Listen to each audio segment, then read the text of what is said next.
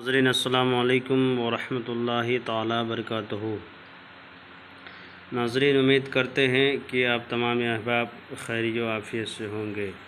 जिसकी जो परेशानी हो मौला करीम सबके परेशानी को दूर अता फ़रमाएँ, सबकी खुशहाल ज़िंदगी अता फ़रमाएँ। जब भी नाज़रीन दुआ के लिए हाथ उठे, मुझे भी आप लोग दुआ में ज़रूर शामिल फ़रमाएँ, दुआ में याद कीजिए। मेरे नाज़रीन, मैंने जो नक्शे लेकर के आप लोगों के सामने में हाज़िर आए हैं, ये नक्श है अम्मा नूरा का तावीज़ का नक्श।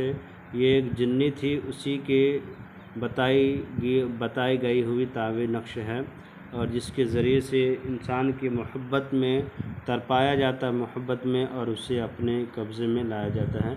जायज़ मकसद के लिए, नाजायज़ के लिए हरगिज़ ना किया करें।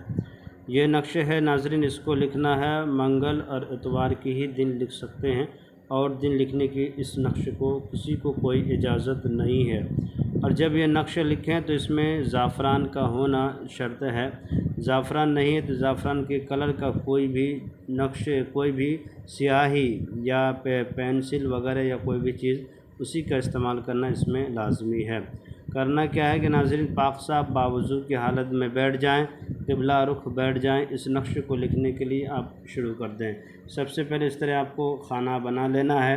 खाना बनाने के बाद आपको यहाँ लिखना है 2 3 5 1 2 9 1 2 7 9 1 2। इसके बाद लिखना है नू वाव अली रा अलीफ़। उसके बाद लिखना है कौरा काफ वाव रे अलीफ़। उसके बाद लिखना है फिर कौरा लिखना है काफ वाव रे अलीफ़। फिर लिखना है हौरा हे वाव रा अलीफ़, हौरा लिखना है। उसके बाद लिखना है अलहुब, यहाँ पे लिखना है जिससे मोहब्बत करना उसका नाम। अगर लड़की है तो बिन्त लगाएं, अगर लड़का है बिन लगा के उसके माँ का नाम।